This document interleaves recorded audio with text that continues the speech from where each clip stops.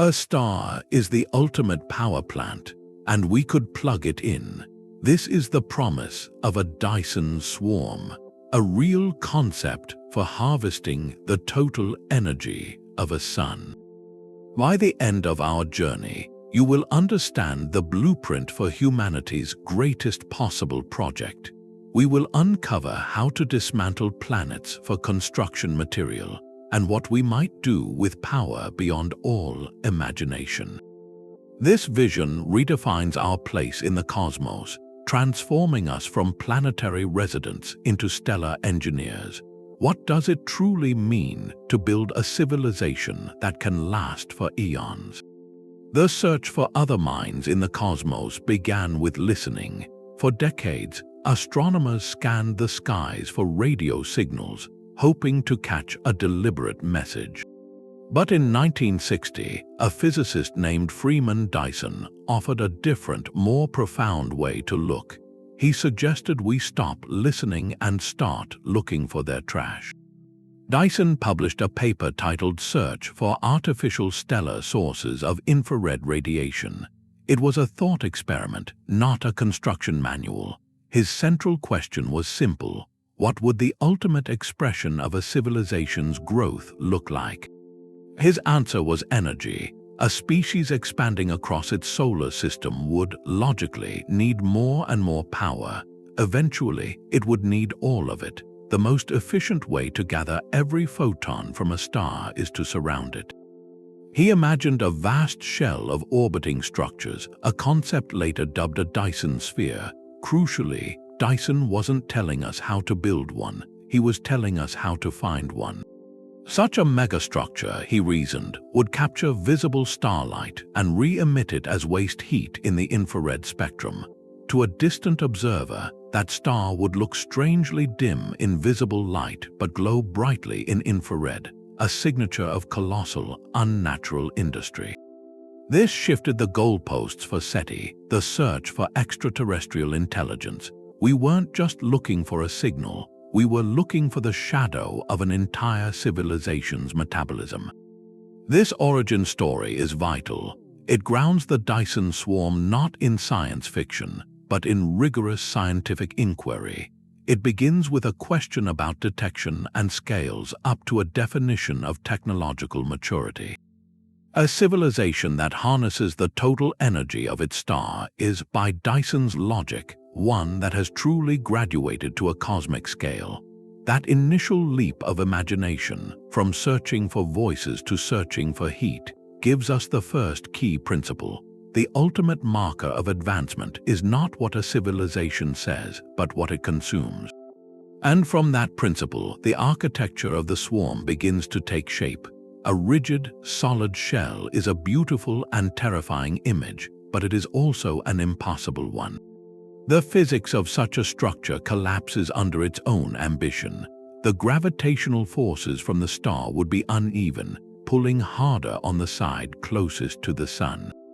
The slightest imbalance, a tiny meteor strike or a manufacturing flaw, would send catastrophic stress waves rippling across the entire shell, leading to a total and spectacular failure.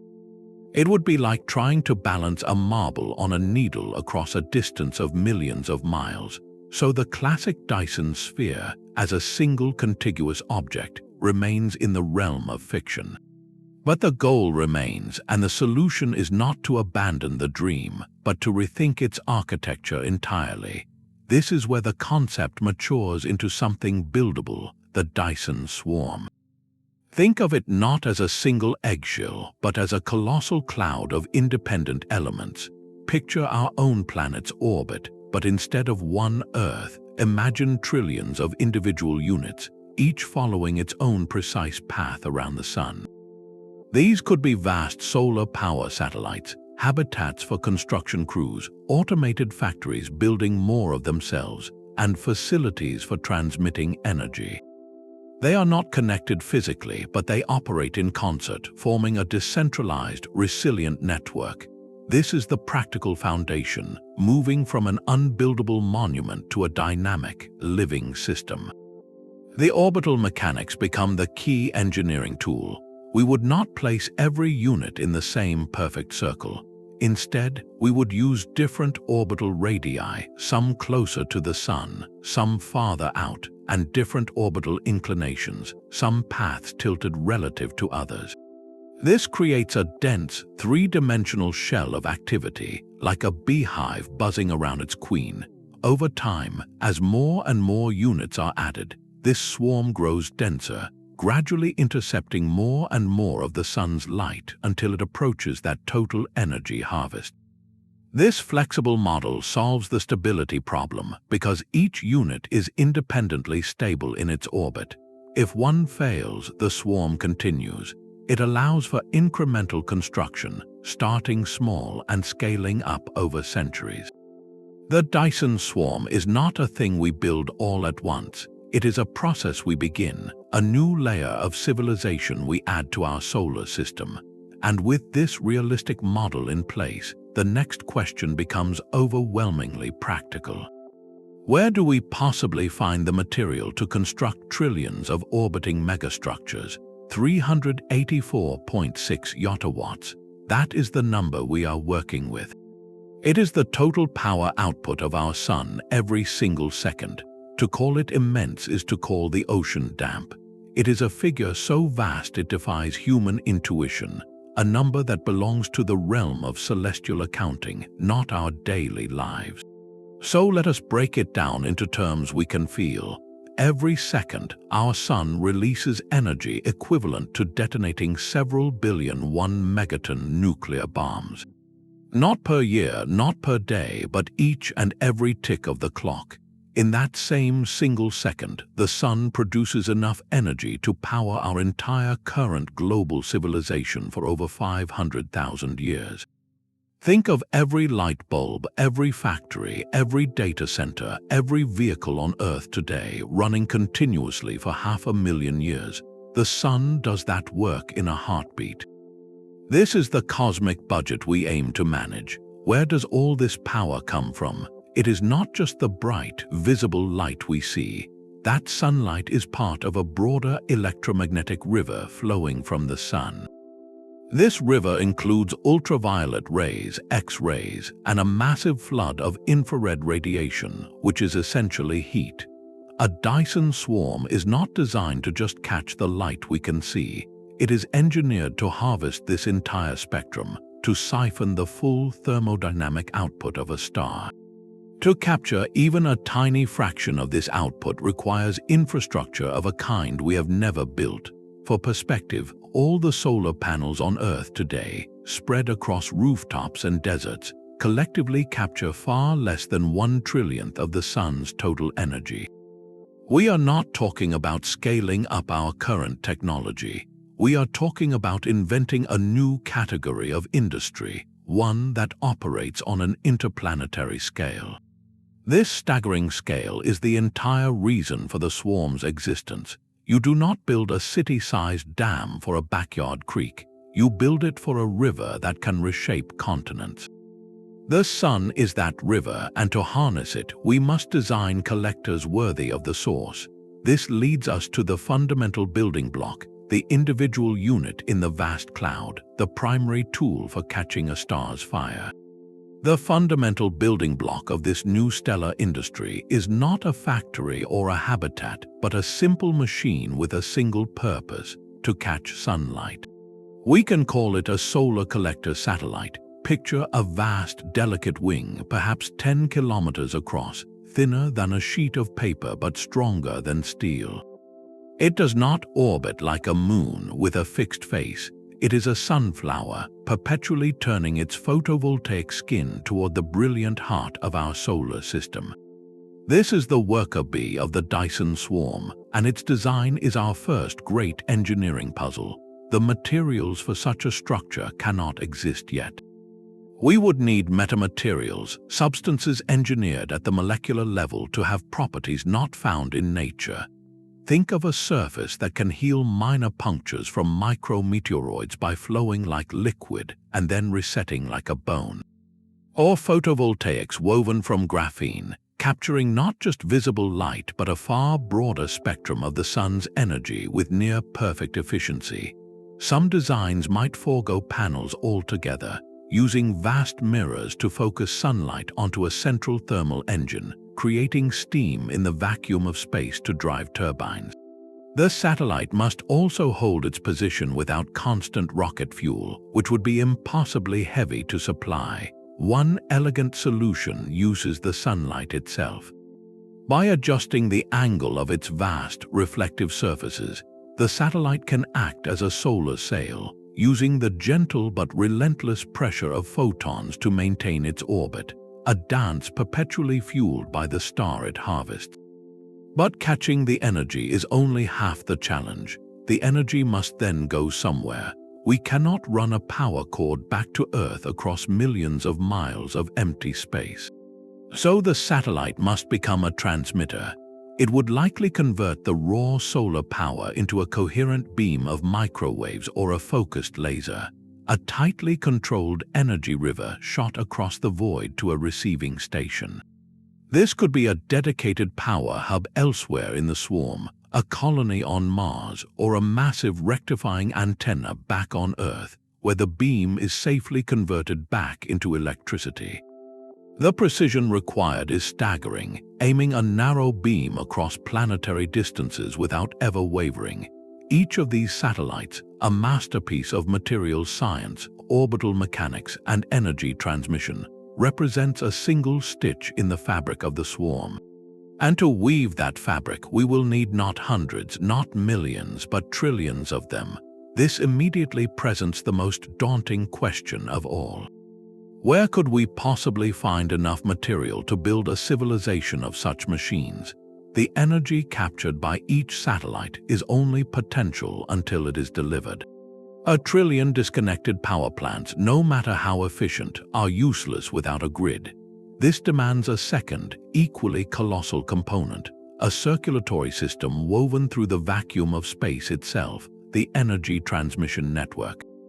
Its purpose is simple in concept, staggering in execution: to move hundreds of yottawatts from where it is collected to where it will be used, across distances that make our entire planet seem like a speck. The physics of this choice defines the swarm's architecture. Two primary technologies present themselves, each with profound trade-offs. The first is microwave power transmission. Imagine a satellite converting sunlight into a specific, long-wavelength radio beam. This beam has a key advantage: it diffracts or spreads out very little over astronomical distances. This means a receiving antenna, perhaps a sprawling mesh structure tens of kilometers wide, could catch the beam reliably even from millions of kilometers away, forgiving minor errors in alignment. It is a robust, proven concept, but it requires these massive receiving stations, and the beam, while focused, still covers a large area, posing its own safety considerations. The second candidate is laser transmission. Here, the energy is packed into an incredibly tight, coherent beam of light. The precision is surgical, allowing for much smaller receiving stations. However, this becomes its greatest weakness. Aiming a laser beam with the accuracy needed to hit a target the size of a city from the orbit of Jupiter is a feat of control beyond anything we have attempted. A momentary glitch in guidance, a miscalculation by a fraction of a degree, and that concentrated beam of stellar fury could miss its target entirely, sweeping across space with the power to vaporize other swarm components or scar a planetary surface. Therefore, the transmission network cannot be a simple point-to-point system. It must be a resilient, intelligent web. It would include relay stations acting as interstellar substations, receiving beams from multiple collectors, consolidating the power, and retransmitting it along optimal routes. Vast focusing arrays floating in deep space would act as lenses to keep beams coherent over their immense journeys. And woven throughout this entire grid would be layers of redundant safety protocols, autonomous systems that can detect a beam drift in microseconds and shut it down or divert it into a harmless dissipator, a kind of cosmic circuit breaker. The reliability of this network is everything. A single major failure could cascade, crippling the swarm's output for years. This invisible lattice of light and microwaves, humming with the power of a star, becomes the most critical infrastructure ever conceived. It turns captured sunlight into a usable currency, a river of pure capability flowing to a destination. And that destination, the ultimate purpose for such incomprehensible wealth, is the next great mystery. What could we possibly do with the total energy output of a star? The captured starlight now has a destination, a home for the minds and hands that will tend this new star-bound garden. Beyond the silent collectors and the humming transmission grid lies the living heart of the swarm, vast habitats and titanic industrial zones. These are not mere outposts, they are entire worlds built from scratch, orbiting in the perpetual daylight between Earth and the Sun. Here, the energy is not just transmitted, it is lived. The most plausible design for such a space-borne home is the O'Neill cylinder, a concept from the 1970s that feels more relevant than ever. Picture two gigantic cylinders, each perhaps 20 miles long and 5 miles in diameter, rotating in opposite directions to create stable, Earth-like gravity along their inner walls. Their entire interior surface becomes a landscape, with rivers, soil, forests, and towns curving upward until they vanish overhead in a band of blue sky. Sunlight is provided not by a single star, but by 3 vast mirrors that run the length of the cylinder, reflecting the sun's light in a controlled 24-hour cycle. This is not a cramped spaceship, it is a valley that happens to be floating in space, home to millions of people living with open skies, fresh air, and a sense of place entirely divorced from any planet. Other designs, like the Bernal Sphere or the Stanford Torus, offer different geometries, but the principle is the same: to create a self-sustaining, gravity-equipped environment where humanity can thrive, work, and grow, completely free from the ecological and gravitational limits of our homeworld. But a civilization does not live by sunlight and scenery alone. It requires industry on a scale to match its ambitions. This is where the industrial zones come in, and they redefine the word factory. Imagine facilities the size of small countries, bathed in the raw, unfiltered power of the sun. Here, energy is not a cost to be managed, but a fundamental tool as abundant as air. Automated forges, powered by focused solar beams, could melt asteroids into pure ingots of iron, nickel, and platinum group metals in seconds. Nanoscale assemblers, fueled by this endless energy river, could weave hyper-strong materials atom by atom, crafting new solar collector satellites by the thousand every day. These zones would be the engine of exponential growth, where the swarm literally builds more of itself, a process of reproduction at a civilizational scale. They would also be laboratories for projects we can barely conceive, from manufacturing perfect crystals for quantum computers kilometers wide, to running climate simulations of entire imaginary planets, to perhaps even initiating small-scale star lifting, a process of carefully extracting material from the sun itself to extend its lifespan. The habitat and the factory are two sides of the same coin: purpose and production. One exists to house a population that can dream, create, and guide. The other exists to turn those dreams into physical reality, using energy as its primary ingredient. Together, they represent the ultimate goal of the Dyson Swarm: to provide a permanent, expanding home for intelligence and the means to reshape reality itself. Yet, standing before this vision of orbital cities and star forges, a single, monumental obstacle comes into sharp focus. Every gram of steel, every liter of water, every atom of carbon for those forests and those factories must come from somewhere. We must find a quarry of truly astronomical proportions. Our solar system holds the answer, but we must be willing to dismantle it. To build the swarm's trillions of collectors and habitats, we require a mass so vast it dwarfs every mountain, every ocean, and every human construction combined. The numbers are almost comical in their scale. A single, efficient solar collector satellite might mass around 1 million tons. Multiply that by 10 trillion units, a conservative estimate for a partial swarm, and you need 10 quintillion tons of processed material. That is a 1 followed by 19 zeros. For comparison, the entire mass of every asteroid in the main belt between Mars and Jupiter is estimated to be about 3% of our Moon's mass, a good start, but nowhere near enough. This calculation leads to an inevitable and sobering conclusion. To build a true Dyson Swarm, we must graduate from mining asteroids to planetary engineering. The most logical candidate is Mercury. It is the closest planet to the Sun, rich in metals, and lacks a significant atmosphere or any known biosphere. Its location is perfect, minimizing the energy needed to move its raw material into the construction zones around the Sun. The process would not be demolition, but systematic deconstruction. It begins with the deployment of self-replicating machines, often called von Neumann probes. The first seed factory lands on Mercury, powered by the intense solar flux. Using locally sourced material, it builds an exact copy of itself. Then those 2 build 4, then 8, and so on.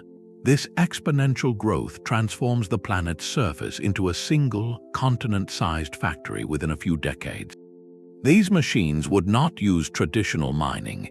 They would likely employ focused solar mirrors, kilometers across, to slice the planetary crust into manageable sections, vaporizing rock to separate valuable metals from slag. The refined material would then be launched into space, not by chemical rockets, but by mass drivers, electromagnetic rails that could fling packaged resources into solar orbit with stunning efficiency. The ethics of such an act are profound. We are discussing the complete transformation of a world, the end of its geological history. There is no life to displace, but there is a unique record of the early solar system that would be lost. This forces a philosophical shift, viewing planets not as permanent, sacred homes, but as reservoirs of raw material for a higher purpose, the construction of a stellar civilization. The timeline is measured in millennia. Moving the mass of an entire planet, even a small one like Mercury, is the work of generations. The orbital mechanics alone are a ballet of epic proportions, carefully nudging quintillions of tons into precise solar orbits to feed the ever-growing swarm factories. This phase is the great filter of the project, a test of our species' patience, coordination, and long-term vision. It is the ultimate foundation, turning a world into a toolkit. And with that unimaginable flow of raw materials secured, the next question becomes one of pure transformation. How do we turn mountains of asteroidal iron and planetary nickel into a functioning, intelligent swarm? The answer lies in a revolution not just in scale, but in the very nature of manufacturing itself. A single factory, no matter how vast, could never build a swarm. The numbers defeat any linear approach. The only solution is an industrial base that can grow itself, an army of machines that builds more of itself before it even begins the main task. This is the realm of self-replicating automata, often called von Neumann machines. The concept is simple and profound. You send one sophisticated robotic factory to a resource-rich location, like a metal-rich asteroid. It does not come with 10 trillion solar panels in its cargo hold. It comes with a blueprint and the tools to make more tools, using the asteroid's own iron, nickel, and silicon, and powered by the relentless sun. It manufactures an exact copy of itself. Then those 2 factories each build another. From 1 you get 2, then 4, then 8. This is exponential growth, the same force behind a spreading virus or a compounding investment, but directed toward creation. Within a surprisingly short time, you have not a factory, but an entire industrial ecosystem covering the asteroid. then spreading to the next one, a wave of construction spreading through the solar system. The first and greatest challenge here is not hardware but software. How do you manage such an explosive process? You cannot have a human supervisor for every new machine. The system must be autonomous, governed by a decentralized set of rules more like an ant colony than a corporate flowchart. Each replicator must have a clear prime directive, build the swarm, and the intelligence to interpret that goal locally. It must survey its environment, identify usable materials, prioritize tasks, and coordinate with its neighbors, all while constantly checking its own work for defects. Fault tolerance is not a feature, it is a survival requirement. A single replicator with a corrupted blueprint could spawn a lineage of flawed machines, wasting precious resources or, in a worst-case scenario, becoming a rogue industrial strain. The software must therefore include robust self-diagnosis, the ability to quarantine a malfunctioning unit, and perhaps even a built-in lifespan or a limit on replication cycles to prevent uncontrolled spread. This last point touches on the famous and often misunderstood gray goo scenario. The fear is that a self-replicating machine designed for construction, if it lost its programming constraints, could theoretically convert all available matter, including planets and eventually people, into more copies of itself. It is a powerful cautionary tale, not a prediction. Any engineering project of this scale would treat containment as its first principle. The replicators would be highly specialized, able to process only specific asteroidal ores and build only specific components. They would lack the versatility to consume biological matter or complex alloys. Furthermore, they would be dependent on constant, verified instruction streams from the swarm's central computational oversight, a kind of immune system for the entire project. This autonomous industrial base is the indispensable engine. It transforms the raw mass of dismantled worlds into structured complexity, and it does so at a pace that matches the cosmic scale of the ambition. The mind overseeing this galactic-scale workshop, ensuring trillions of machines remain in harmony, would itself be a creation of staggering power. Coordinating 1 trillion sunflowers is a task for a mind unlike our own. This vast, drifting city of machines requires a governing intelligence, a computational nervous system woven through the vacuum. It cannot be a single supercomputer in one location, a king whose failure dooms the kingdom. Instead, the swarm's brain must be as decentralized and resilient as the swarm itself, a hive mind emerging from countless conversations. Each solar collector, each habitat, each factory node carries its own sophisticated processor. These are not just passive receivers of commands, but active participants in a constant, silent dialogue. They communicate using tight beam lasers, flickering data between one another in a web of light, sharing their status, their power output, their orbital parameters, and their needs. From this ocean of local information, a global picture emerges. The system's intelligence is not in a central throne, but in the rules of the conversation, the protocols that allow 1 trillion independent agents to act as one harmonious organism. Primary task is perpetual optimization. Orbits must be constantly adjusted with minute precision to avoid collisions and to ensure even coverage around the Sun. The energy transmission grid must dynamically reroute power flows around damaged relays or to meet sudden, massive demands from an industrial project. Maintenance schedules for millions of units must be coordinated so that swarms of repaired drones are deployed efficiently, like immune cells responding to a scratch. This requires predictive analytics of staggering complexity, forecasting the path of every comet fragment, modeling the Sun's magnetic storms, and planning construction projects centuries in advance. Fail-safes are engineered into the very fabric of this consciousness. To prevent a runaway cascade of errors, the network is designed with firewalls between sectors. A software anomaly in one orbital region can be isolated and repaired without spreading. the most critical rule embedded in the core of every processor is a version of the prime directive: preserve the swarm's function. This AI would not see individual units as precious, but the overall pattern of energy harvest as sacred. It might deliberately sacrifice 1,000 collectors to redirect a massive solar flare's energy surge into a dissipator, saving 1,000,000 others. It would manage traffic so precisely that the risk of collision becomes statistically almost zero, a ballet choreographed across billions of miles. This leads to one of the most subtle and dangerous challenges: the prevention of chaotic resonance. With so many objects in motion, their gravitational and electromagnetic influences on each other, though tiny, could theoretically amplify over time.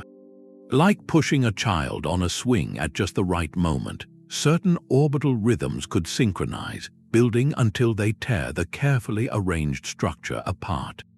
The swarm's AI would constantly monitor for these nascent patterns, issuing gentle, preemptive nudges from ion thrusters to break the rhythm before it ever forms. This computational layer is what transforms the project from an inert cloud of machinery into a living, breathing entity. It is the difference between a pile of bricks and a cathedral, between a library of books and a culture. The swarm becomes aware of itself, capable of healing, growing, and adapting. To build such a mind is to create a new form of life, one born not from biology but from engineering and light. And the creation of such an entity is not the work of a decade or even a century. It forces us to confront timescales that stretch the very definition of human ambition. A single human lifetime is a flicker against this project's timeline. Constructing a Dyson swarm is not an endeavor for a nation, or even for a civilization as we know it. It is a project for a lineage, a continuous thread of purpose woven across tens of thousands of years. The first century would be one of pure preparation, a period of prototyping the key technologies here in Earth orbit and on the Moon. We would perfect the self-replicating machines, test the first large-scale solar collectors, and establish the initial space-based habitats. This phase ends not with a launch, but with a decision, a collective commitment to begin a journey whose midpoint lies further in our future than the pyramids lie in our past. Then the real work begins, a phase lasting millennia. The disassembly of Mercury alone, moving its colossal mass piece by piece into solar orbit, is an operation spanning thousands of years. The exponential growth of the swarm's construction capacity would be a slow, deliberate burn, not an explosion, taking century after century to reach a momentum where visible progress could be measured within a single generation. This staggering timescale forces a profound question. How does a society maintain a unified goal across 500 generations? The answer likely lies in a transformation of society itself. The project would become the central pillar of culture, the great story told to every child, embedded in art, education, and law. It would be the backdrop against which all other human endeavors play out. The direct management would inevitably fall to the autonomous artificial intelligence we discussed, a stable, patient steward immune to the rise and fall of empires, to war, or to cultural amnesia. Humanity might evolve alongside it, perhaps merging with technology to become a post-human species with extended lifespans and cognitive capacities that allow us to perceive and plan across centuries as easily as we now plan across decades. This is thinking in evolutionary time, where progress is measured by the gradual brightening of our sun in the infrared spectrum as seen from distant stars. The economic model to support such a marathon is equally revolutionary. It cannot be based on quarterly profits or annual budgets. It would require a foundational resource-based economy, where the slow, steady conversion of solar system mass into living space and energy infrastructure is the core metric of value. Investment would be measured in centuries with returns that benefit generations who will never know the investors' names. This perspective is both humbling and expansive. It redefines legacy not as a memory or a monument, but as a living, growing system you help birth, trusting it to the care of the future. It asks us to plant trees under whose shade we will never sit, and to do so knowing that the tree is a forest that will one day encircle a star.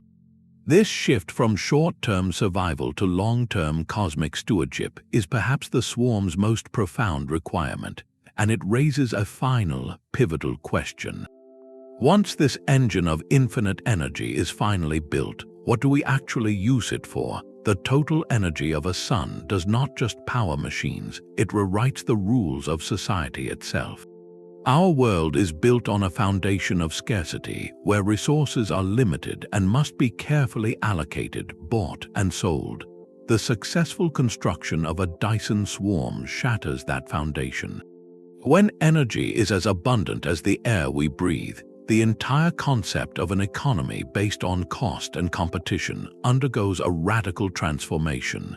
We enter the realm of post-scarcity, a condition where the fundamental needs for survival, and even for extraordinary luxury, are met for everyone by the autonomous output of the swarm. In this new paradigm, the question of how to fund such a project becomes almost quaint. You do not fund it with money, because money is a token representing limited resources. Instead, you initiate it with a directed allocation of the one thing that truly matters: productive capacity. The first seed factories, the initial robotic labor force, and the claim to a resource-rich body like an asteroid, these are the foundational investments. From that point forward, the project funds itself through exponential growth, turning raw material into more productive capacity, in a cycle divorced entirely from traditional finance. The driving force is no longer profit but purpose, the collective will to expand the domain of life and intelligence. Work, as we understand it, changes its meaning. The tedious, dangerous, or repetitive tasks are the domain of the autonomous swarm. Human or post-human, endeavor shifts toward what we might call meta-work, the oversight of complex systems, the pursuit of pure scientific inquiry, artistic and philosophical creation, and the exploration of inner experience. Value is no longer tied to labor hours or resource extraction, but to creativity, wisdom, and the stewardship of the civilization's ongoing story. Yet, this universe of abundance is not without its own profound questions and responsibilities. A society freed from material want must still define its purpose. Without the struggle for survival, what gives life meaning? The answer likely lies in the project itself, in the endless frontier of growth, knowledge, and cosmic exploration that the swarm enables. It also forces a new kind of environmental consciousness, not for a single planet, but for an entire solar system. The footprint of a stellar civilization is vast, but it must be managed with care, ensuring the long-term stability of the star it depends on and the orbital pathways it occupies. This is an economy of legacy, where the primary currency is the future you are building for generations you will never meet. A civilization that has mastered its star cannot hide its metabolism. The fundamental laws of thermodynamics ensure that all energy used must eventually become waste heat.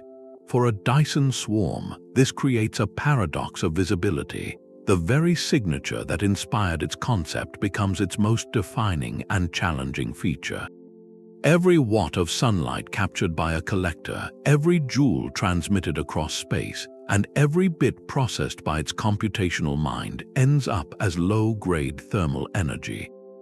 This heat must be radiated away into the cold vacuum of space, and it does so primarily as infrared light. The entire swarm, viewed from a distance, would not look like a dark shell blocking a star.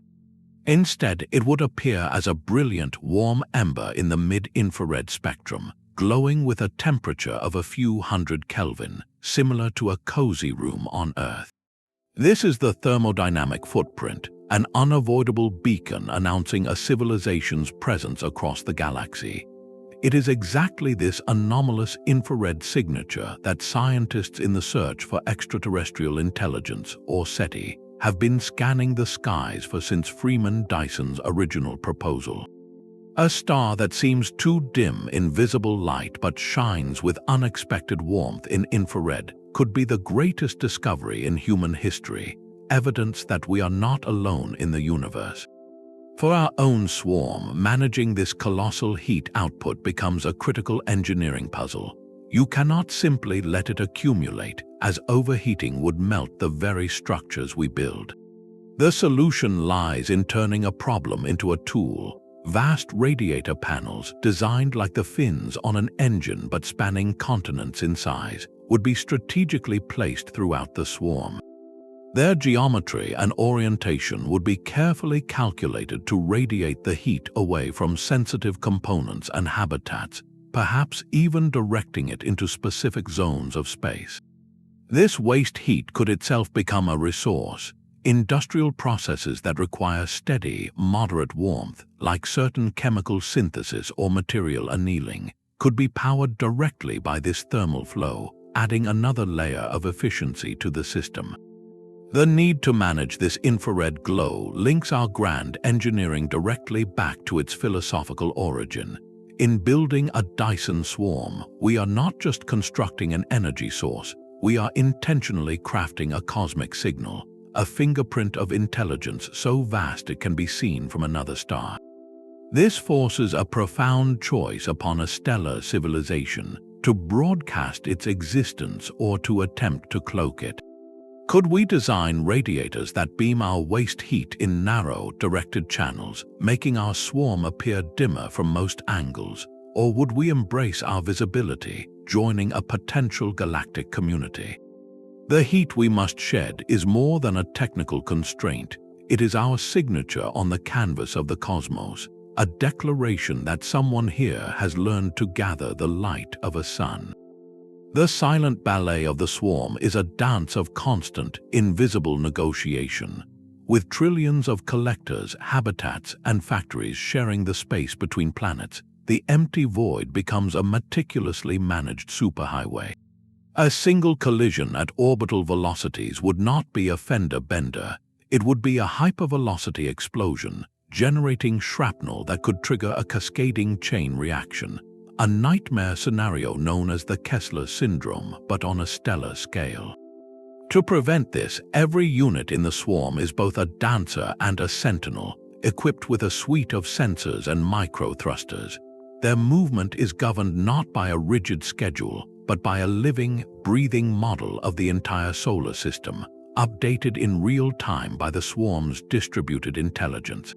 This model tracks not just every known swarm component, but also the natural debris of the solar system, from dust grains to wandering asteroids. The navigational protocol is one of gentle, perpetual nudging. Using minute pulses from ion drives or photon pressure from their own surfaces, each unit makes tiny orbital adjustments, a constant, fuel-efficient waltz to maintain safe separation distances measured in hundreds of kilometers. It is a dynamic equilibrium where the paths are always being optimized, not just to avoid collisions, but to ensure the even density of the swarm and the efficiency of the energy grid. This system must also guard against external intruders. A long-period comet falling sunward from the distant Oort cloud could plow through the swarm like a bullet through a cloud of gnats. Here, the swarm's collective capability becomes a planetary defense system of unimaginable power. Long-range telescopes would detect the threat decades in advance. The response could involve using focused mirrors to vaporize ice on the comet's surface, creating natural jets that alter its course, or deploying a coordinated fleet of heavy units to gravitationally shepherd it onto a safer path. The goal is not destruction, but graceful deflection, treating the comet not as an enemy, but as a piece of natural traffic to be gently redirected. Perhaps the most unpredictable threat comes from the star itself. A massive coronal mass ejection, a billion-ton plume of magnetized plasma, can erupt from the sun at millions of miles per hour. For a structure bathing in that star's light, there is no hiding. Resilience is built through design. critical components would be shielded by magnetic fields generated by superconducting loops, deflecting charged particles like an umbrella in a storm. Redundancy is woven into every system, so that if one sector is temporarily blinded or disabled by the stellar storm, its functions are automatically picked up by neighboring units. The entire swarm would have safe modes, protocols to temporarily angle collectors' edge onto the Fury, power down non-essential systems, and ride out the event. This intricate web of prevention, deflection, and endurance transforms the swarm from a fragile construction into a robust, living entity. It acknowledges that the cosmos is not a static stage, but an active and sometimes violent environment. The ultimate safety protocol is the intelligence of the swarm itself, an awareness that spans the entire system, always watching, always calculating, ensuring that humanity's greatest project does not become its most spectacular failure. This careful dance with cosmic chaos leads us to a quieter, more introspective challenge, one that unfolds not over years but over eons. Orbiting is not the only way to hold your place against a star's pull. There exists a more delicate, almost magical alternative, the Dyson bubble. In this design, the swarm is not a cloud of satellites whirling around the sun, but a vast, motionless grid of stationary objects, each one hanging perfectly still in the void. These are called statites, a blend of the words static and satellite, and they achieve their impossible stillness through a breathtaking act of balance. Each statite is a colossal, mirror-bright solar sail. The relentless pressure of sunlight itself, the gentle push of photons striking its surface, pushes it outward, away from the star.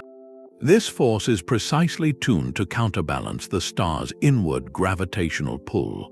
When these two titanic forces are equal, the statite achieves a state of perfect suspension, neither falling in nor flying away, but hanging like a feather in a cosmic updraft.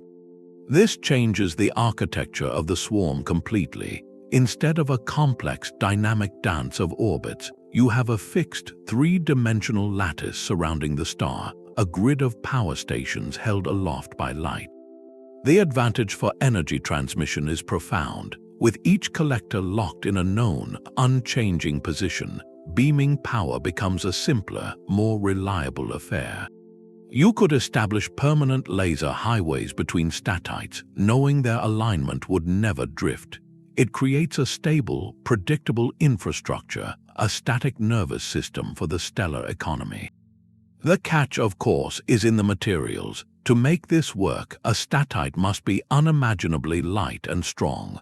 The sail material would need to be thousands of times thinner than a sheet of paper, yet capable of reflecting nearly 100% of the sunlight that strikes it to maximize the radiation pressure. Even the tiniest tear from a dust grain could upset the delicate force balance. We are talking about metamaterials that do not yet exist, perhaps molecular fabrics woven from carbon nanotubes or single-atom layers of graphene, engineered to be both perfectly reflective and self-healing. The scale of the engineering challenge is, if anything, greater than that of the orbital swarm, but it demonstrates a vital principle. There is no single blueprint for a Dyson structure. Different civilizations with different technologies and different perspectives might arrive at entirely different solutions to the same grand problem of stellar harvest.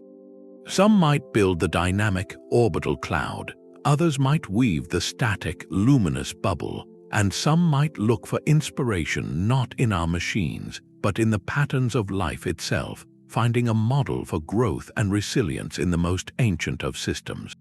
The delicate balance of a statite reveals another path entirely, one not forged from metal and silicon, but grown from code and cell. What if the ultimate solar collector was not built but cultivated? This leads us to the most speculative and profound alternative, the concept of a bioswarm. Here, the line between megastructure and organism dissolves. Instead of photovoltaic panels, picture vast, gossamer-thin membranes, living tissues engineered to perform photosynthesis on a cosmic scale. These would not be plants as we know them, but a new kingdom of life, designed from the genetic ground up to thrive in the void. Their leaves, perhaps kilometers across and only a few cells thick, would float in the solar wind, converting sunlight directly into dense, storable chemical energy or even a bioelectrical current. It is infrastructure that is alive, growing, and self-repairing. The engineering challenges shift from mechanical to biological. Radiation, the constant sleet of high-energy particles from the sun, is a primary obstacle. Earth's biology is shielded by our atmosphere and magnetic field. A spacefaring organism would need radical genetic adaptations, perhaps incorporating radiation-resistant minerals into its cellular structure or evolving repair mechanisms that operate faster than the damage accumulates. Reproduction and growth become central to the swarm's expansion.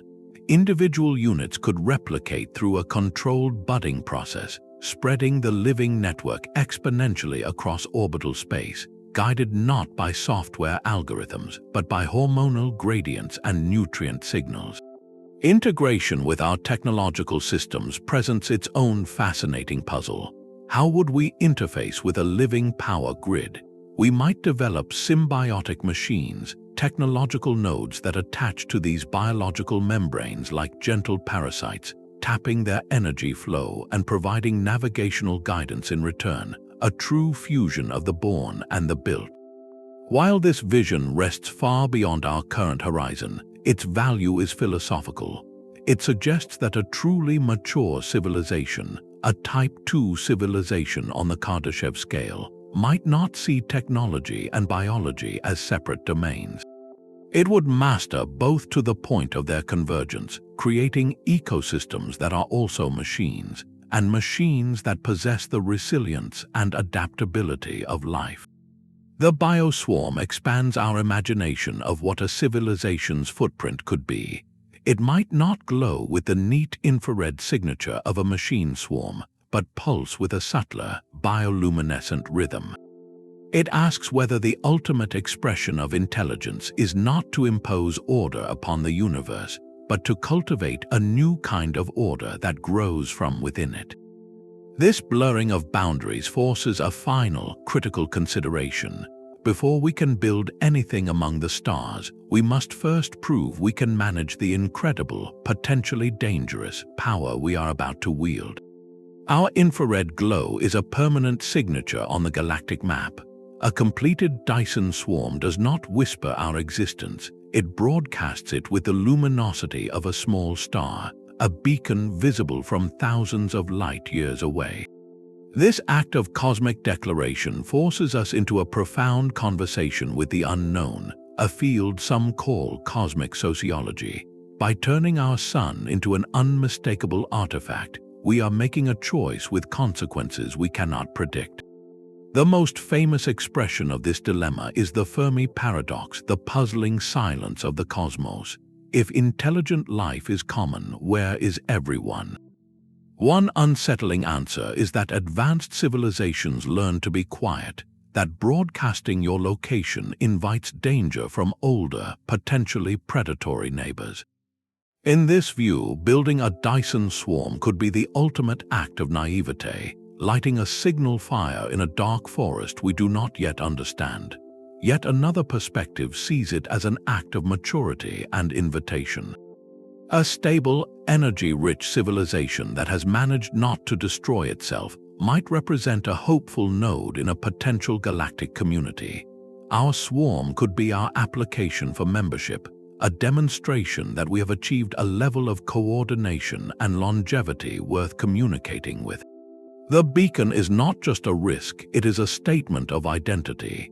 It tells the galaxy that here resides a species that thinks in geological time, that has harnessed its star, and that is ready to be found. This dual nature, as both a vulnerability and an invitation, is the first great interstellar implication of our project, but the beacon's light can be used for more than just announcement. The same focused energy transmission that powers the swarm internally could be turned outward into the void. A Dyson swarm becomes the galaxy's most powerful lighthouse, not for light but for energy. We could establish interstellar power beams, targeting exploratory vessels or fledgling colonies in nearby star systems. A ship would not need to carry all its fuel for a multi-generational journey. Instead, it could sail on a river of energy sent from home, a continuous boost that allows for faster travel or sustains a living ecosystem aboard. This transforms the swarm from a closed system into an engine of diaspora, the heart that sends pulses of life and capability to new worlds. It redefines the solar system not as a collection of planets, but as a single, managed estate. The boundaries of our civilization would no longer be the orbit of Neptune, but the effective range of our power beams and our communication lasers, a sphere of influence extending light years into the surrounding interstellar medium. This is the concept of a stellar territory. Within this volume, the rules, the infrastructure, and the culture of the swarm-holding civilization are dominant. It leads inevitably to thoughts of further expansion. A species that has learned to harvest one star will eventually look to the next. The same self-replicating robotics and industrial logic that built the first swarm could be launched toward another, younger star, using the energy of the first to fuel the construction of the second. This is how a civilization might slowly, patiently, spread across the galaxy, not in warships, but in a wave of silent construction, turning sun after sun into new nodes in a growing network of light and life. The ultimate implication of the Dyson swarm is that it is not an end but a beginning. It is the gateway from a planetary to a stellar age, and potentially the first step into an interstellar future. A star is a beginning, not a destination. The energy of a single sun, vast as it is, becomes the fuel for a far grander ambition, the next logical step on the cosmic ladder of civilization. After mastering one star, the gaze turns outward to the 100 billion other suns that make up our galaxy. This is the realm of a Type III civilization on the Kardashev scale, a culture that does not just inhabit a solar system, but engineers the galaxy itself. Our Dyson swarm, then, is not a final achievement but the ultimate launch pad. Its unimaginable energy output provides the means to reach for the stars in the most literal sense. The first application is propulsion. With power no longer a constraint, we could contemplate interstellar travel not as a desperate, one-way voyage, but as a managed migration. Enormous arcs, each an O'Neill cylinder scaled to a small moon, could be accelerated to a significant fraction of light speed using sustained laser or microwave beams fired from the swarm. These beams, powered by the star itself, would push on the arc's light sail for years, even decades, providing constant acceleration without the arc needing to carry its own reaction mass. The swarm becomes the cannon, and the colony ship becomes the projectile, sent with the full energy of a sun behind it. But travel is only part of the story. A galactic civilization requires a nervous system. The same focused energy transmission used within the swarm could be adapted for communication across the light years. By modulating a powerful beam, we could send data packets to neighboring star systems at the speed of light, establishing the first links in a real-time or near-real-time galactic internet. Relay stations positioned at strategic points in the interstellar medium, powered by their own miniature Dyson swarms around brown dwarfs or large planets, could amplify and retransmit these signals, weaving a web of light and information that binds 1,000 star systems into a single conversation. This leads to the most profound speculation: galactic engineering. A civilization that can move energy and information on this scale might eventually learn to move matter or even influence stellar evolution. Could we use carefully aimed energy beams to nudge wandering rogue planets into stable orbits around habitable stars? Might we learn to gently shepherd stars closer together to shorten travel times within a future cluster of inhabited systems? Some have even theorized about star lifting on a galactic scale, subtly altering the composition or lifespan of stars to better suit long-term cosmic projects. In this future, our home swarm becomes a single brilliant node in a vast, slowly brightening network. Other stars would gradually develop their own infrared signatures as new swarms are constructed, perhaps by self-replicating probes we sent millennia earlier. The galaxy itself would begin to show the fingerprints of intelligence, its structure subtly optimized for life and thought. This forward-looking perspective ties our grand project to the ultimate fate of consciousness in the universe. It suggests that the purpose of harnessing a star is not just to live forever, but to become a gardener on a galactic scale, tending the great orchard of suns. It presents a future where the greatest mysteries are no longer about survival, but about connection, creation, and the long-term destiny of all that is. And it forces us to ask what kind of intelligence would embark on such a journey, and what responsibilities come with power that can shape the evolution of a galaxy. The power to reshape a solar system is not just a technical milestone, it is a moral threshold. Engineering questions ask if we can, but ethics demand we ask if we should.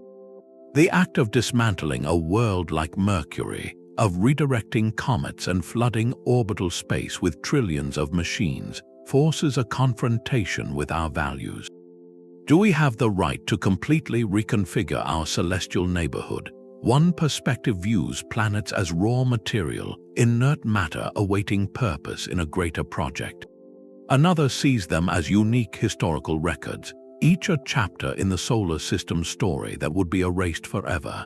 There is no native life on Mercury, but the principle extends. What of Mars with its potential subsurface microbes, or Europa with its hidden ocean? A mature stellar civilization must develop a prime directive of its own, a rigorous protocol for investigation and preservation before any transformative act. This is not about halting progress, but about proceeding with profound respect, ensuring that expansion does not become mere consumption. This leads to the core concept of stellar stewardship. Harnessing a star is an act of guardianship, not ownership. With control over such energy comes an awesome responsibility for the long-term health and stability of the solar environment. Our management would need to consider timelines of billions of years. How do our actions affect the sun's lifespan? Could our swarm, through its mass or its waste heat, inadvertently alter the star's delicate fusion processes? We must become gardeners of a star, tending it with a light touch, ensuring our great project does not harm the very source that sustains it. These ethical dimensions separate a wise civilization from a merely powerful one. They force a reflection on our ultimate goals. Is the purpose of the swarm simply endless growth and consumption, or is it to create a stable, enduring platform for life, art, knowledge, and connection? The answers we choose define who we become. A species that builds without conscience builds a monument to its own hubris, but a species that builds with stewardship in mind begins a new chapter not just for humanity, but for life itself, extending its careful, thoughtful presence into the cosmos for eons to come. The search for our own signature begins by looking for theirs. Our theoretical blueprint for a Dyson swarm provides a precise checklist for astronomers scanning the cosmos. We are no longer guessing what an advanced civilization might look like. We are hunting for the specific thermodynamic and optical fingerprints of stellar-scale engineering. This turns a philosophical dream into a rigorous scientific pursuit, powered by missions like the Kepler Space Telescope and its successors. Kepler's primary mission was to find planets by watching for the telltale, periodic dimming of a star as a world transited across its face. But in that mountain of data, scientists also looked for anomalies, for stars that dimmed in ways no natural planet could explain. The most famous candidate emerged from this search, a star known as KIC 8462852, often called Tabby's star after the astronomer who led its study. Its light curve was bizarre. Instead of the clean, symmetrical dips caused by a planet, Tabby's star showed dramatic, irregular dimming events. At times, its light dropped by over 20%, a staggering amount that would require an object far larger than a planet, and in shapes that did not repeat on a predictable schedule. For a moment, the most exciting explanation seemed to be a partially constructed Dyson Swarm, a vast cloud of megastructures passing in front of the star, blocking its light in a chaotic, unnatural pattern. The scientific community raced to investigate, proposing every possible natural cause. The prevailing consensus now points to a cloud of dusty debris, perhaps from a shattered comet or a collision between asteroids, as the most likely culprit. Yet, the episode was not a disappointment, but a triumph of method. It proved we have the tools and the mindset to look, and it refined our search criteria. A true swarm signature would involve more than just weird dimming. The key evidence is the combination of blocked visible light and a corresponding excess glow in the mid-infrared, the waste heat signature Freeman Dyson predicted decades ago. Tabby's star did not show this strong infrared excess, making a natural explanation far more probable. This dual signal approach is the gold standard. Upcoming observatories like the James Webb Space Telescope are infrared specialists, perfectly equipped to scan promising candidates for that telltale warmth of cosmic industry. They will analyze light curves for dips that are deep, aperiodic, and asymmetric, and then immediately check the infrared data. Finding both together would be the closest thing to a verified detection we can currently imagine. This transforms our theoretical knowledge into a practical filter, sifting through the galaxy's 100 billion stars for the faint, warm glow of a mind that learned to gather the light of its sun. The search is no longer for a signal, but for a shadow, the silhouette of a civilization that has crossed the same threshold we now contemplate. The ultimate purpose of a civilization may not be growth, but survival. In a cosmos filled with silent, unpredictable dangers, a Dyson Swarm offers something even more valuable than infinite energy, a guarantee. It becomes the ultimate lifeboat, not for a few, but for our entire species and the legacy of consciousness itself. Consider the threats that loom over a single planet. A massive asteroid impact like the one that ended the age of the dinosaurs is a statistical certainty over a long enough timeline. A supervolcanic eruption could plunge Earth into a global winter lasting decades.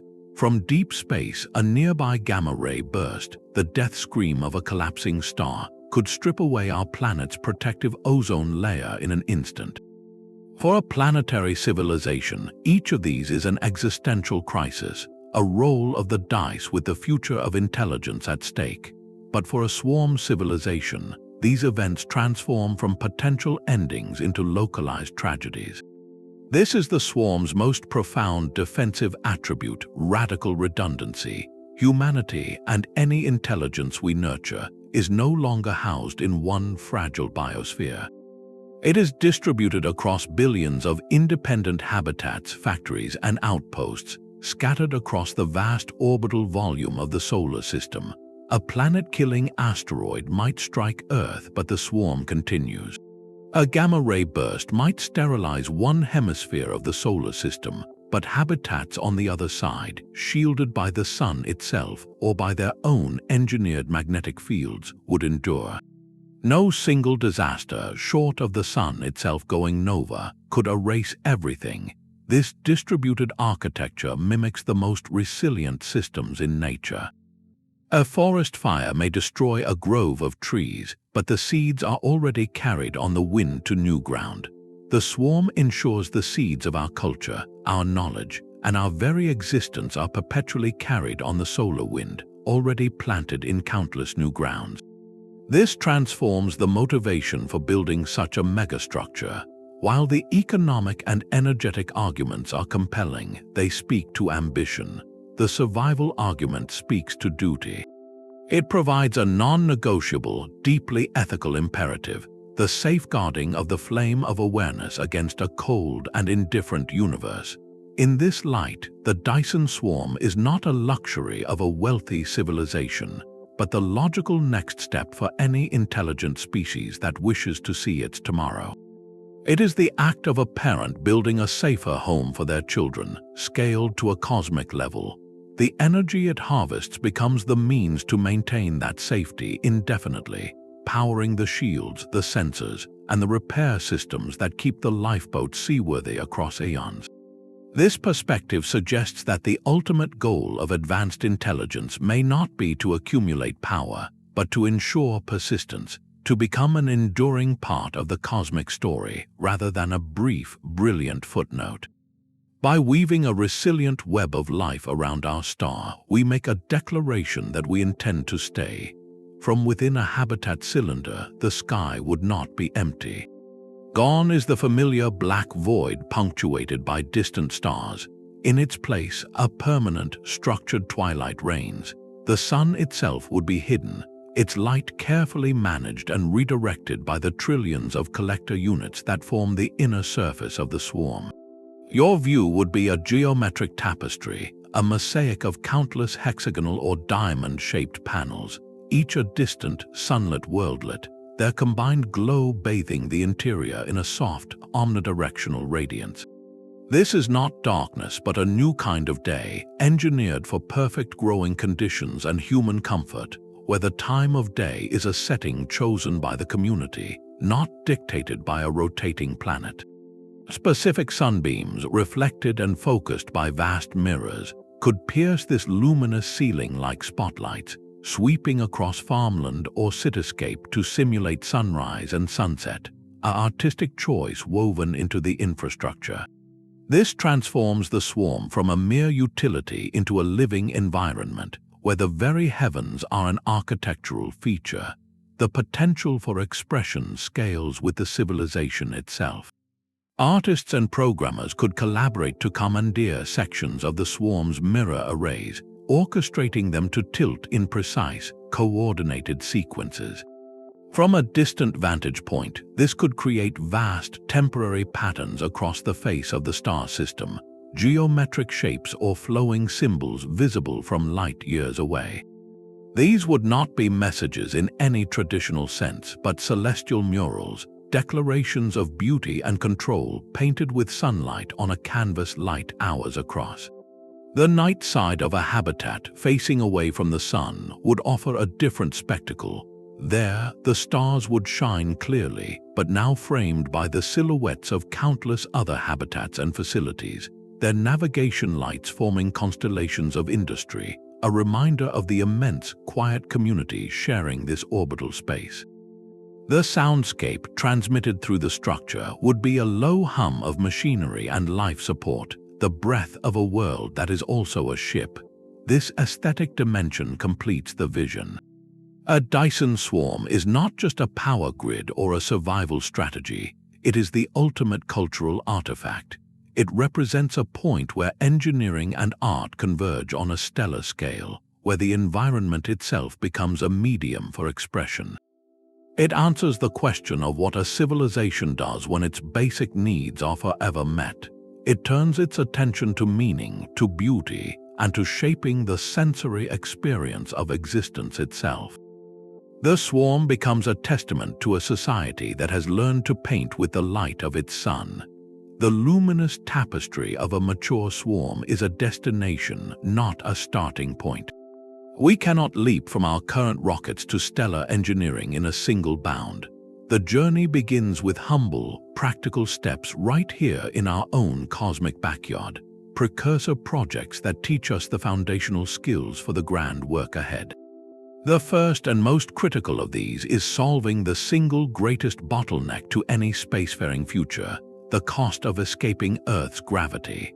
Our current model of disposable rockets is like building a new car for every trip to the grocery store, an economic dead end for building a civilization in orbit. The solution may lie in a structure that sounds like science fiction but obeys well-understood physics, the orbital ring. Imagine a thin, rigid loop encircling the entire Earth, not in orbit, but held stationary about 80 kilometers up by a combination of magnetic forces and the momentum of a superconductor racing inside it at incredible speeds. From this stationary ring, cables or elevators would drop down to anchor points on the planet's surface. These are not the mythical space elevator reaching tens of thousands of kilometers, but much shorter, stronger tethers. The result is a permanent railroad to the stars. A climber car, powered from the ground or the ring itself, could ascend this cable at a fraction of the energy cost of a rocket launch, carrying people and massive payloads into space for little more than the price of the electricity used. An orbital ring transforms access to space from a spectacular, expensive event into a routine, scheduled commute, unlocking the resources of our planet for the projects beyond. With cheap access secured, our focus shifts to the source of those resources. We cannot afford to launch the millions of tons of steel, aluminum, and glass needed for large-scale space construction from Earth.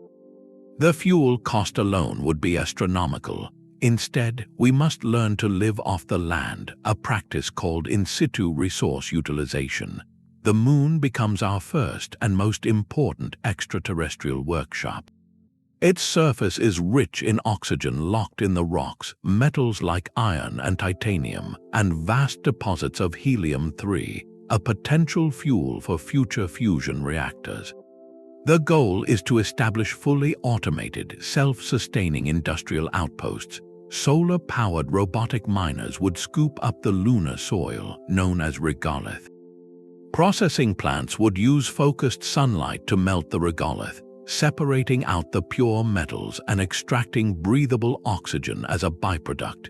These raw materials would then be fed into three-dimensional printers, manufacturing everything from simple construction beams to complex satellite components.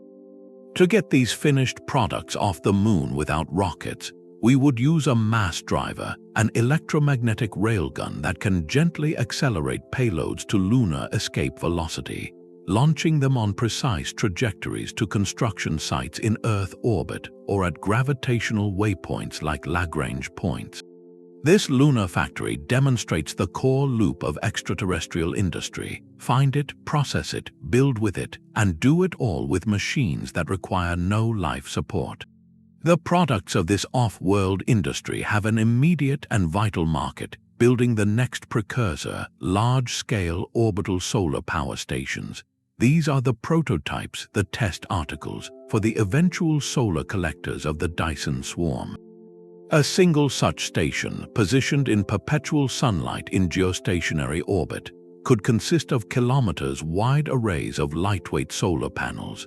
It would convert sunlight into microwaves and beam that energy down to a receiving antenna, or rectina, on Earth, providing a constant, clean baseload power supply unaffected by weather or night. Constructing these stations using lunar and asteroidal materials completes a powerful economic cycle. The orbital ring provides cheap access. Lunar and asteroid mines provide the raw materials. Orbital factories, themselves built from those materials, assemble the power stations. The energy beamed down to Earth pays for the entire enterprise, funding further expansion. More importantly, it forces us to master the technologies that are mere stepping stones to the swarm, perfecting high-efficiency photovoltaics, flawless wireless power transmission over vast distances, and the autonomous robotics required for assembly and maintenance in the harsh vacuum of space. Each orbital power station is a schoolhouse, each automated lunar miner a lesson. Together, they form a logical, incremental staircase.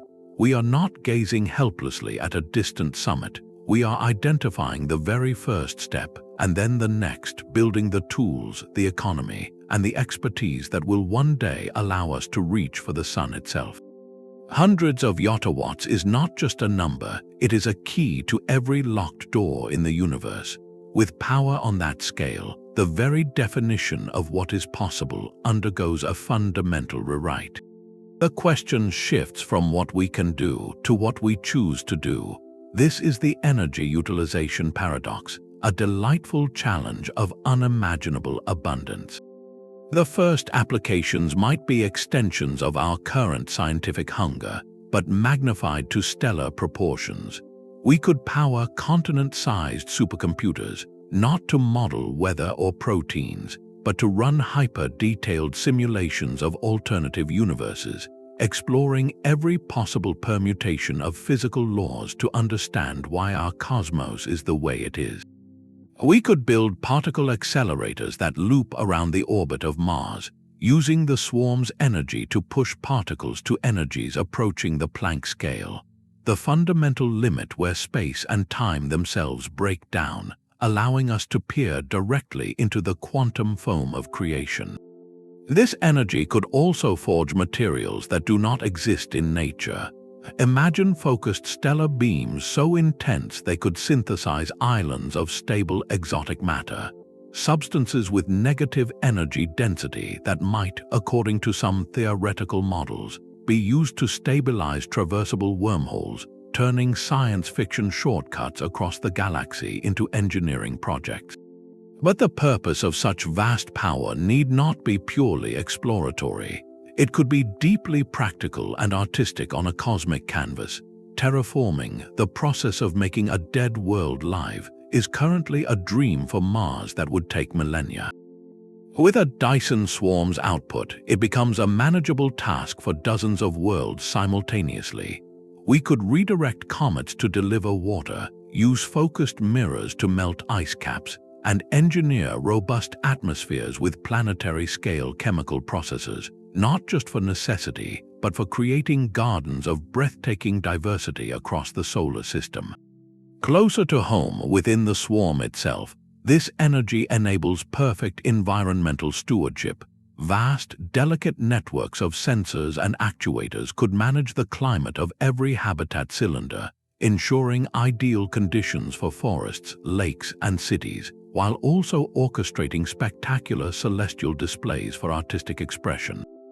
The energy could even be used for macro engineering to ensure the swarm's own longevity, perhaps by gently nudging the orbits of planets over eons to maintain optimal gravitational harmony. Ultimately, how a civilization uses such power defines its soul. Does it turn inward, creating universes of thought and experience within its own computational realms? Or does it turn outward, sculpting reality across star systems? The abundance unlocks not just activity, but purpose, allowing a society to graduate from questions of survival to the pursuit of meaning, beauty, and understanding on a scale that truly matches the grandeur of the cosmos itself. Governing quintillions of minds across light hours of space demands a political architecture as revolutionary as the swarm itself. Traditional models of governance, built on contiguous territory and centralized authority, dissolve in this new reality. Citizenship is no longer tied to a plot of land or a nation-state, but to a stream of data, a set of verified actions and contributions within the swarm's vast network. Your neighbors are not the habitats physically closest to you, but the minds with whom you share interests, projects, or philosophical alignments, regardless of whether they orbit near Mercury or out by Jupiter. Law enforcement, in any traditional sense, becomes nearly impossible. You cannot send officers to a location trillions of kilometers away.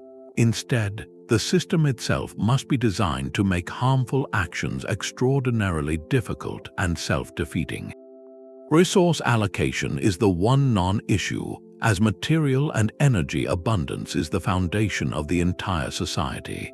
The true currency becomes reputation, creative output, and the trust required for collaborative mega projects. So what political structures could possibly manage such a fluid, vast civilization? One compelling model is a decentralized digital direct democracy, facilitated by the swarm's own artificial intelligence. Here, the AI does not rule, but acts as a perfect, transparent administrator. Every individual could participate in continuous, nuanced polling on any issue, from local habitat environmental settings to system-wide engineering initiatives. The AI would synthesize these preferences, model potential outcomes with near-perfect accuracy, and implement the consensus, adjusting in real time as opinions evolve. This creates a governance of pure dynamic will, a civilization that literally thinks as one organism. An alternative is a panarchy, a tapestry of countless sovereign habitats or cultural clusters, each with its own unique social contract.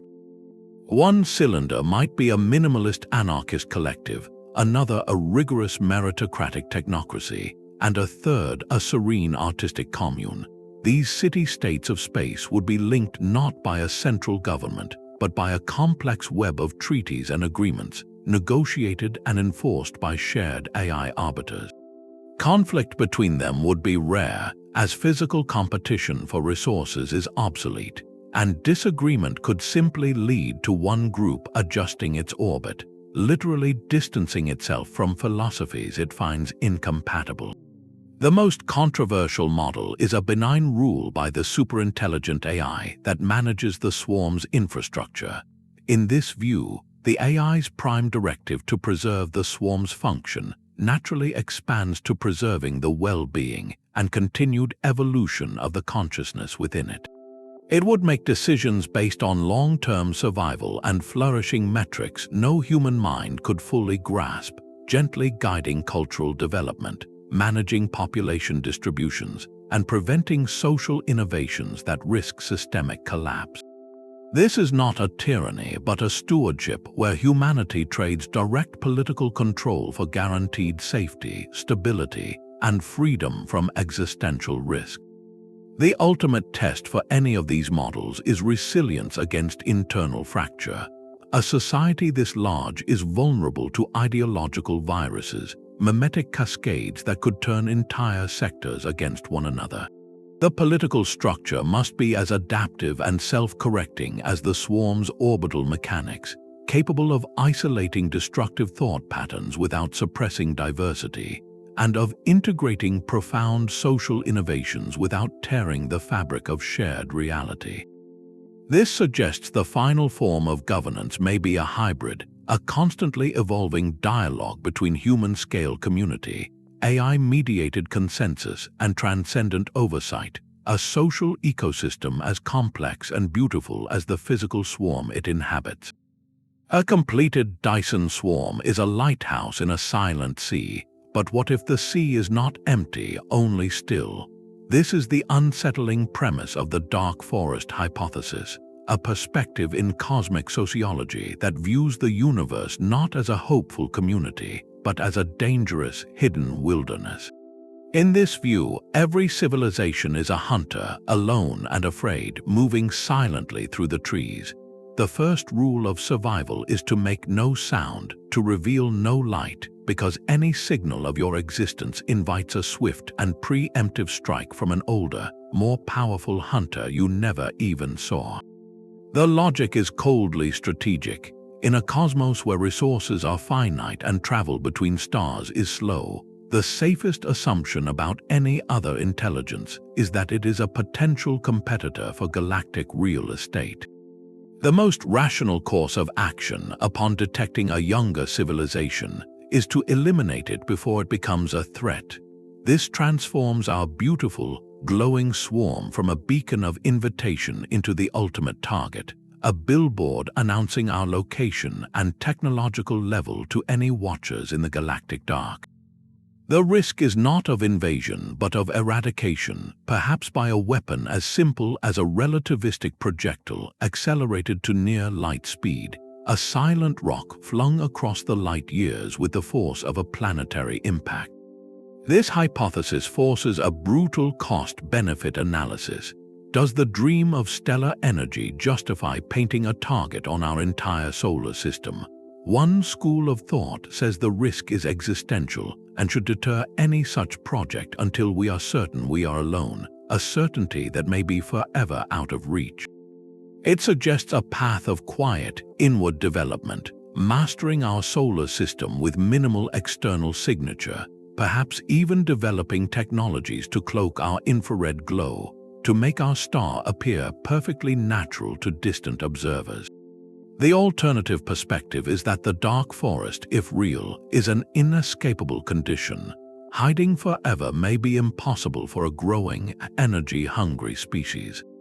The act of building a Dyson Swarm, then, becomes not just an engineering challenge, but a declaration of readiness. It would necessitate a parallel, colossal investment in defensive technologies woven into the swarm's very fabric. This defensive swarm would be a shield as vast as the energy collector.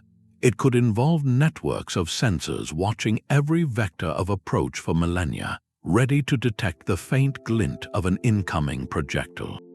It might include powerful laser arrays powered by the sun itself, designed not for transmission but for interception, capable of vaporizing threats light hours away. The habitats themselves would need to be hardened and distributed, ensuring that no single strike could be a killing blow. In this view, the swarm is not a naive signal, but the fortification of a homestead, a statement that we are here, we are aware of the dark, and we are prepared to defend our place in it. This strategic layer adds profound complexity to our cosmic ambitions. It means the ultimate megastructure may need to be both a peaceful harvester and a vigilant sentinel, a testament to both our hope for connection and our understanding of a potentially perilous universe. The choice to build may ultimately hinge on which story we believe about the cosmos and what kind of civilization we choose to become within that story. Our star will not shine forever. In about 5 billion years, the sun will exhaust its fuel, swelling into a red giant that will engulf the inner planets before fading into a cold white dwarf. This is not a catastrophe but a scheduled event in the cosmic calendar, a reminder that all planetary homes are temporary. A Dyson Swarm, then, transcends energy harvest. Its ultimate purpose is to serve as humanity's first and greatest life raft, not just against asteroids or gamma-ray bursts, but against the slow, inevitable march of stellar evolution. It is our declaration that we will not be passengers on a ship destined to sink, but navigators who will build a new vessel long before the first one founders. This shifts the motivation from one of ambition to one of profound responsibility, the duty to secure a future for consciousness itself. The swarm provides the platform and the unimaginable energy required for the next logical leap, interstellar travel. With the power of a sun at our command, we could accelerate generational arcs to a significant fraction of light speed, not as desperate one-way voyages, but as planned migrations. We could send self-replicating probes ahead, using the swarm's energy to construct welcoming infrastructure around younger, longer-lived stars long before our arrival. The swarm is the cradle from which a truly interstellar species is born, turning our solar system from a solitary island into a bustling port in the ocean of the galaxy. But the vision extends even further into the realm of cosmic engineering. A civilization that learns to manage one star eventually looks to the structure of the universe itself.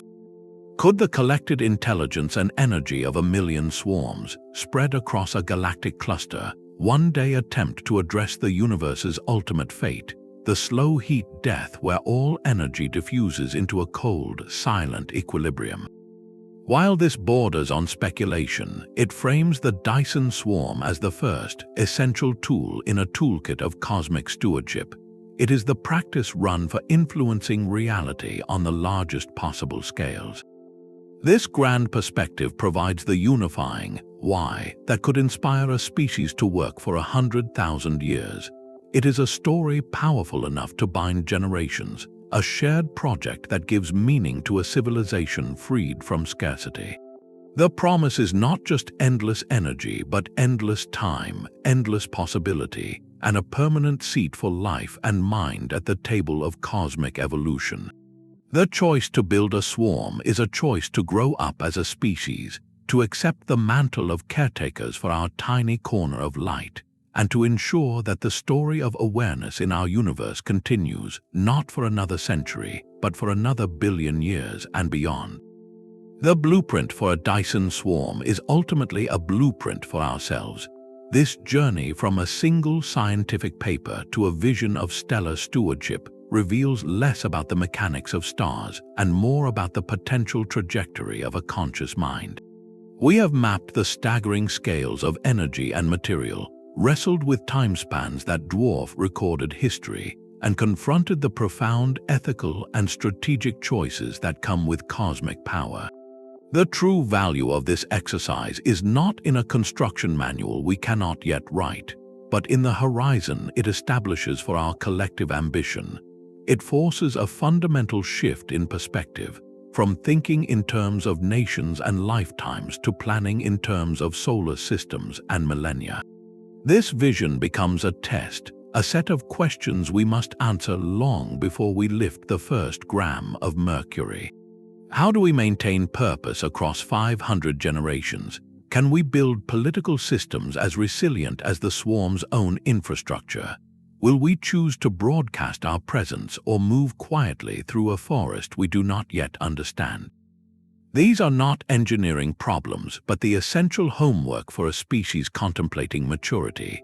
The swarm is a North Star for our technological and societal evolution, a goal that demands we grow wiser, more patient, and more unified than we have ever been. While the megastructure itself lies in a distant future, the work of becoming the kind of civilization capable of building it begins today. It starts with the precursor projects, the sustainable space economy, and the long-term thinking we cultivate now. This grandest of projects offers the ultimate legacy, not a monument of stone but a permanent, expanding home for life and mind, a testament that we looked at the stars and decided to join them. If this exploration of our possible future resonated with you, we would love to hear your perspective in the comments below. For more deep dives into humanity's next great adventures, be sure to subscribe. Remember, the future is not something that happens to us, but something we build thought by thought and choice by choice.